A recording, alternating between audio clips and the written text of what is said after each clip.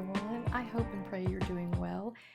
It is the 4th of July, or at least the weekend of the 4th of July. We are on the precipice of the 4th of July.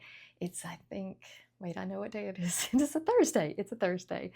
And we are, as a family, well, not all of us. Obviously, my daughter, who is in South Florida, is not with us. She is down having a great time down there, so who could blame her? And we are headed up to some of our closest friends to spend the 4th of July weekend with them. And since we're celebrating birthdays, I thought I would include, sounds really narcissistic, but I've been excited about this content because it's how I spent my birthday, my official birthday. And I wanted to share with y'all that Rob got us tickets to go see the Christian Dior exhibit that is still, I almost said still playing, it's not a movie. It's a walkthrough, like being in an art museum exhibit at Savannah School of Art and Design that is here in Atlanta. And if you're in the area or if you're planning to come to the area, either for the World Cup, is that still going? I shouldn't talk about soccer. Every time I go to talk about soccer, I don't have any idea. I think it's still going. I think it's still going. I don't know. Anyway, if you're going to be in Atlanta between now and I think the end or mid-August, it's worth seeing if you care anything about fashion, if you care anything about art, history, any of the above. And it is, I think our tickets might have been $10, something like that. So it's really affordable. Just a gorgeous exhibit, and it doesn't take long to walk through. I mean, you go at your own pace. I highly recommend it. Obviously, it was my birthday, so it felt extra special. And as far as the outfit of the day, I'll share a little clip of the whole outfit. I don't even think I had makeup on yet, but this is one of those maxi dresses that I bought in the spring from TJmaxx and Marshalls. I think it might have been $25. It was incredible.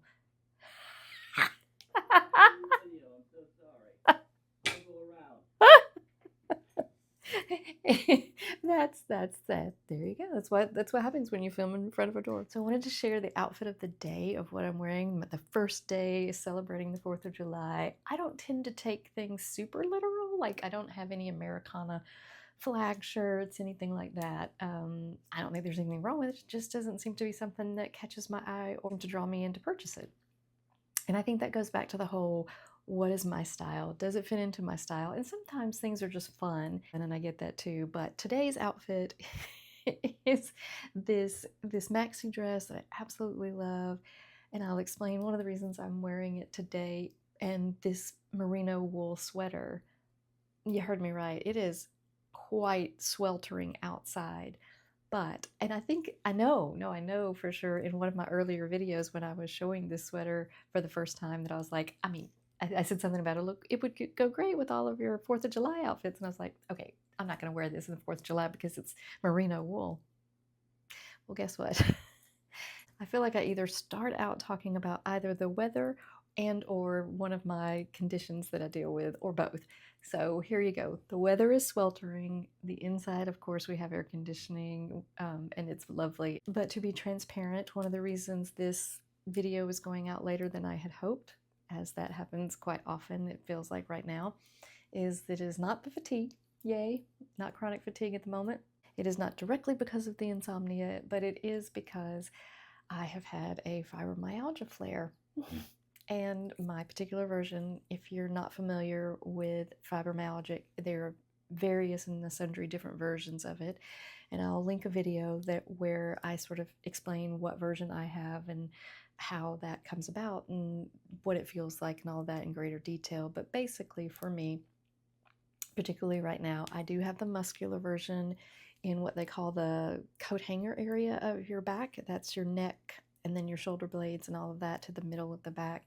But mostly, and the thing that gives me the most duress is that it affects so it's your brain sending poorly translated pain signals to the nerve endings. And for me, it's skin related. So it's not topical. You can't add something on to make it feel better or make it go away, because it's not, I don't want to say it's not real, because it is very real. But it is just part of whatever's going on, that my brain sends weird signals to my nerve endings, and it makes me feel like that I've had the worst sunburn ever, and it will last for days and days and days. And anyway, I'm saying all that to say that despite that, my body is very particular about what type of fabrics it wants to have on it when I'm in a flare. And today, and particularly strangely enough, you would think I would want to have nothing on, but the minute that cold air hits my skin, it's, you know how like when you get goosebumps or you get a chill? Well, when I get a chill when I'm in the middle of a flare, it's like sending electrical surges through my body. So, so to avoid that, here's what I do is I find very thin, soft, usually natural fabrics, honestly, to cover up my arms. And I'm wearing this maxi dress for the same reason, because we're driving to our friend's house, and usually the air conditioner is cranked up, and the minute if I get a chill, it's just a new adventure in pain, as they used to say. So to avoid that, that is why I'm wearing a wool sweater on the 2nd of July. But we do what we have to do, right? We just keep on going. And I saw the ad that there was going to be a Christian Dior fashion exhibit, and it wasn't, and I didn't have to fly to Paris, France to see it, although I would. Now that I've been to this one, I would, if we get to go again to Paris. That is on the top of my list, because there's always I think it's a standing exhibit there in Paris for that. But I just thought this is one of those things when I have talked about finding my style, that it's evolving, it grows as I grow in my knowledge of what I like and what I don't like. And to be perfectly honest, I don't know that I would have known who Christian Dior was until a few years ago. I'm sure I heard the name. I might have been vaguely familiar with luxury brands, but never to the point of going, oh, I can pick out a Dior this, or I can pick out a Hermes that. Just not my world, just wasn't my world. And the more that I've learned about fashion, the more I'm like, oh, okay, it's pattern recognition, which I tend to be pretty good at. And I can tell, like, oh, that's an Hermes belt, or that's an Hermes lookalike belt. But what I've discovered is Dior is one of my favorite designers. I don't own a thing that is Dior. I probably never will be able to, maybe. I don't know, I shouldn't say that. I could probably save up for the next 20 years. For my Octarian birthday, I could get something from Dior. I appreciate his silhouettes. And the medium that often teaches me a great deal is visual. It's either videos of documentaries or movies. And one of my favorite current movies is Mrs. Harris Goes to Paris. If you've never seen it, oh my word, it's just sweet. It's one of those movies that just it draws you in because of the characters. It's very PG, which isn't a requirement, but it sure is nice to have something like that now and again to watch, and that fills your heart to go, oh, and there are still good people in the world. And so it's a fictional account of a woman who was a maid, who kind of like me, that's probably why I love it so much right now. She discovers this new appreciation and love for Christian Dior design simply because she's cleaning a house for a woman who has, I think, multiple Christian Dior dresses at that point. And it's her story of how she saves up, and there's ups and downs, and as there will be with a fictional story, because you got to have that climax of like, oh no, what's going to happen. But she makes her way to Paris to be able to see these original pieces, and this is in the 50s, I believe. Yeah, 50s. So he's made a name for himself, he's established, and it's very couture, and you go in and you get to watch the models as they walk around, and you get, at that point, you get to choose your own dress and write it down. I just can't recommend the sweet little movie enough. But what I have realized is, like Mrs. Harris, that I didn't grow up knowing these things. I didn't even know much about it as I became an adult. But as I watch people who do know these things, and because I do want to learn from an artistic standpoint more than anything else, and discovering my style, and maybe hopefully being able to help other people find their style, is that I have discovered that the Christian Dior new look is definitely a style that I love. It's that old Hollywood focus in on the shape of a woman's body and helping to accentuate the best parts of it, that kind of thing, that I am just drawn to. It is magnetic for me to see those kinds of things. And here's what's so interesting is these dresses that I tend to buy from TJmaxx and Marshalls, as I've tried things on, not all of them. I mean, I like a utility dress, I like a shirt dress, I like a you know, like having variety. This maxi dress wouldn't be considered particularly Dior looking, but of the dresses that I gravitate towards the most, that make me feel like the best exterior version of myself, and therefore the internal version of myself claps on the inside and goes, yes, this is what we want to feel like and look like. And it isn't forced, it isn't me trying to mimic something. It really is that when I put on a dress that's made like this or this style just brings out a confidence, an assurance. It brings out in me this internal and external agreement. Like, yes, this is who we are on the inside, and now this is what we look like on the outside. That combination is what, to me, what art and therefore fashion is really all about. None of us are going to like the same piece of artwork or the same movie or the same flavor of ice cream, for that matter, because that to me is artistry. I mean, get me started about food. But when we find something, some of us collectively, we go, hey, we agree on this. Like that, we love the way that looks. We even love the way that feels when we put it on. And so today I just wanted to share with you that this discovery, this journey for me is what I would encourage for each of you. And one of the great ways to do that is Pinterest, because it's like the old-fashioned way of just going through a magazine and cutting things out. But you can have things from 100 years ago, 600 years ago on your Pinterest page, or you could have something that someone just tried on yesterday. But I would highly encourage, create your own Pinterest page and find things that you gravitate towards. That doesn't mean that everything that if you were to buy those pieces, they're going to be perfect for you, but it at least starts giving you a visual of like, what does my art gallery of clothing look like? And that's what I've discovered as I would start pinning things. There's a similar silhouette, there's a similar look, there's a similar color scheme that keeps popping up.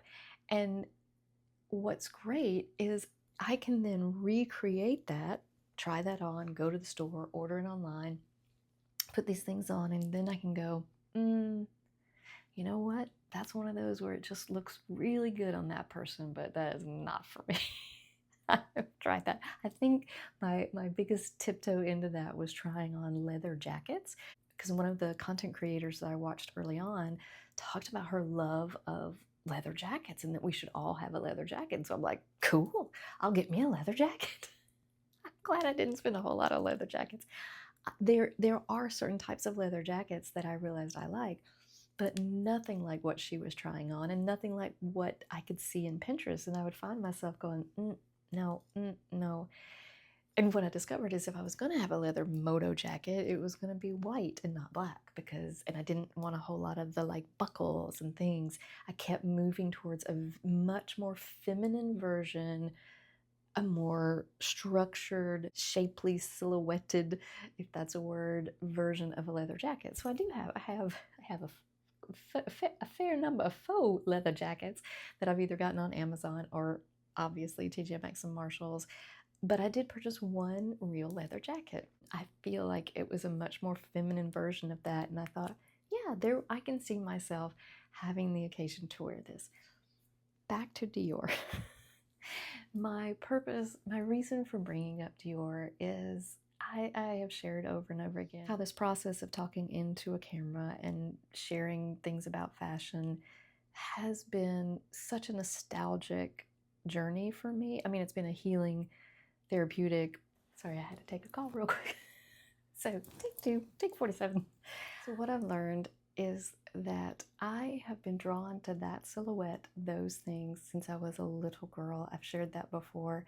These sweet little dresses that I wore, I'm sure my mom picked them out, and I don't remember it being a silhouette that she wore because she was just built differently than I am.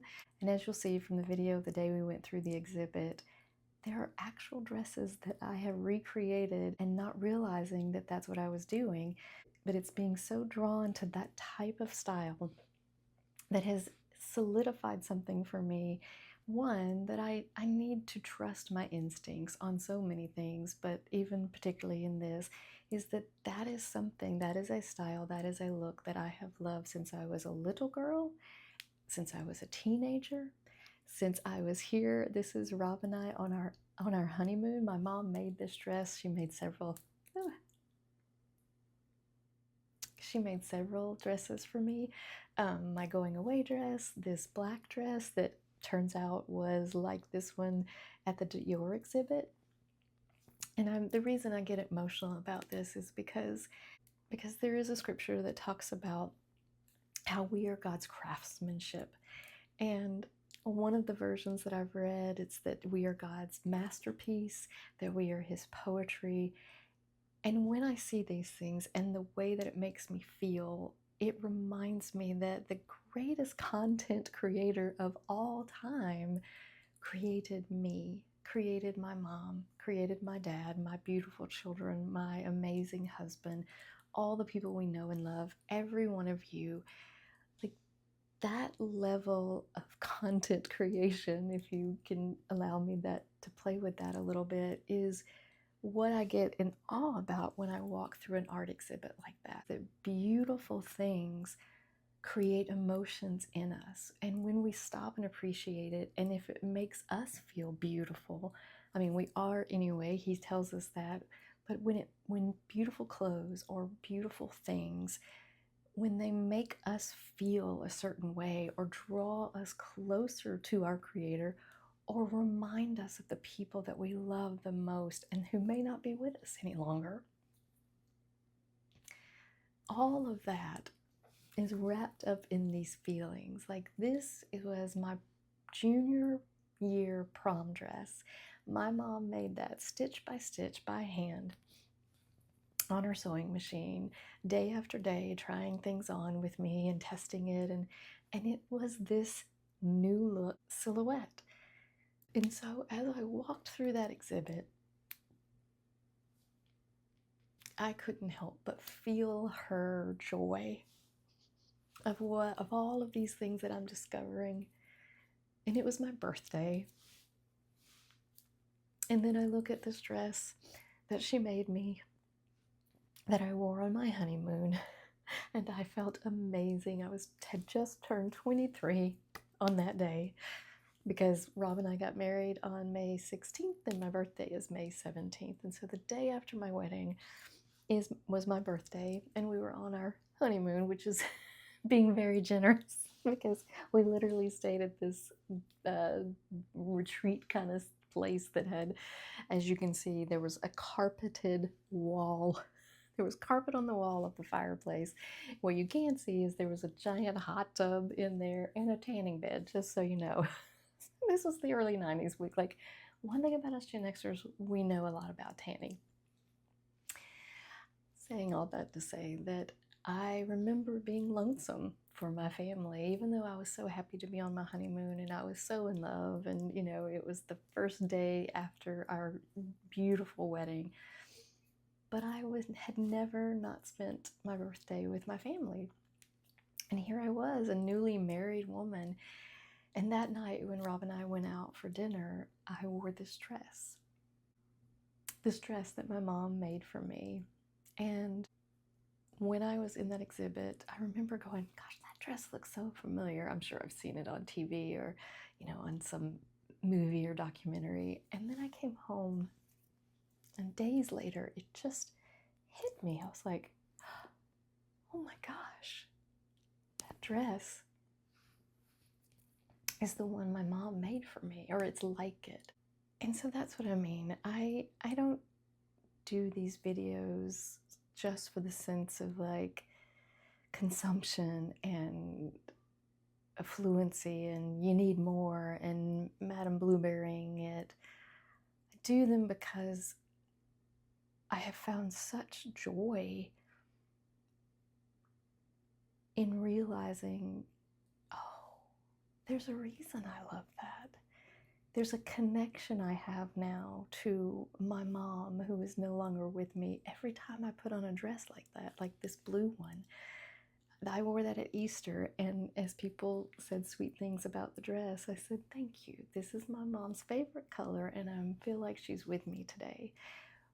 The other Easter dress, same silhouette, and with the very English or Parisian style hat that I wore with it. These pictures don't do it justice because I was quite exhausted. But all of those things weren't about drawing attention and, hey, look at me, watch me shine. It was, I feel my Heavenly Father, I feel my mom, I feel my dad, I feel the people and the moments and the memories of that prom night where, you know, my family's around me as I'm getting ready. I feel that sense of absolute joy and beauty of my wedding. So all of this to wrap up and say that maybe discover what designers, either current or past, that you really love. I know that may sound trivial, and everything that I say on this channel may sound trivial to a lot of people, but I'm finding joy in it, and I'm finding pieces of myself, rediscovering pieces about myself that I didn't realize were so important to how I want to move forward in not only 2026, but the rest of my life. And so that's what I would encourage you. Do a Pinterest page, pick out things that you think are beautiful, see if there's a designer connected with any of those looks or pieces. And you know how you can do that? Google will tell you. It is, I mean, again, we live in the world of AI. We live in the world of just take a snapshot, Google search it, and it will tell you what kind of plant it is, what kind of this it is. And so if you see outfits that reoccur on your Pinterest page, there's probably a designer that started that. Like, that's what I have found, is everything is a dupe of everything else. Somebody somewhere created it, and then it's just made its way down the line. And do that not so that you have to aspire to own a piece of that one day, but so that you can look through, see what else does that designer create? What else does Prada like, if you like a Prada bag or the look of a Prada bag? But it matters because you want to be a collector, a curator of your own wardrobe. And you can do that in a way that isn't haphazard, that isn't chaotic. You can start collecting ideas and visuals of things. And if you're not the size, the perfect size you think you should be, it doesn't matter. You can still wear the styles that you are drawn to. I want to encourage you all to give yourself permission to like pretty things.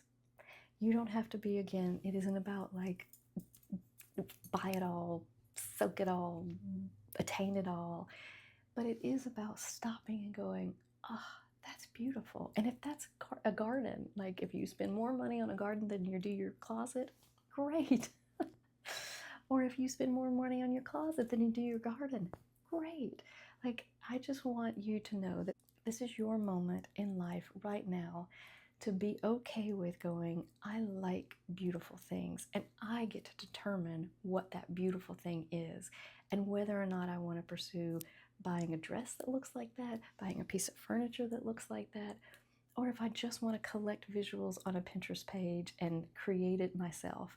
Like, it doesn't matter. What matters is, are you taking care of yourself, taking time long enough to get to know, what do I love? What do I think is beautiful? What do I aspire to wear? What do I aspire to look like? Like, you're gonna wear clothes. If you are living in this culture, you are going to have to put on clothes. I'm sorry to break the news to you. I know that's going to be a shock for a lot of you. And so if that is the case, it doesn't have to rule your life, but it can give you life if you allow it. So I don't know if I made a bit of sense. I am fighting back what my skin feels like, but today I had a moment to be able to sit, and I wanted to share these beautiful things with you. And so coming up is the video of us walking through the exhibit, and I hope you enjoy it, and I genuinely hope you get to go and see it. Love y'all, and I'll talk to you soon. Bye.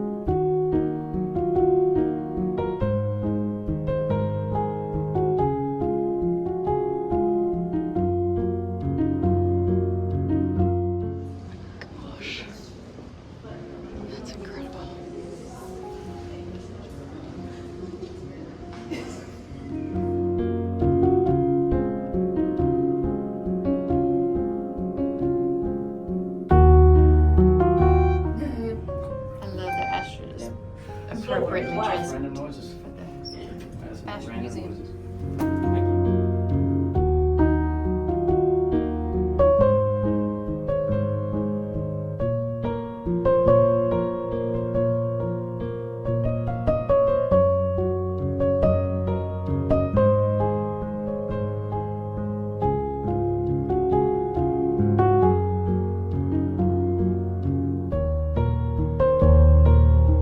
Better slow than running into people.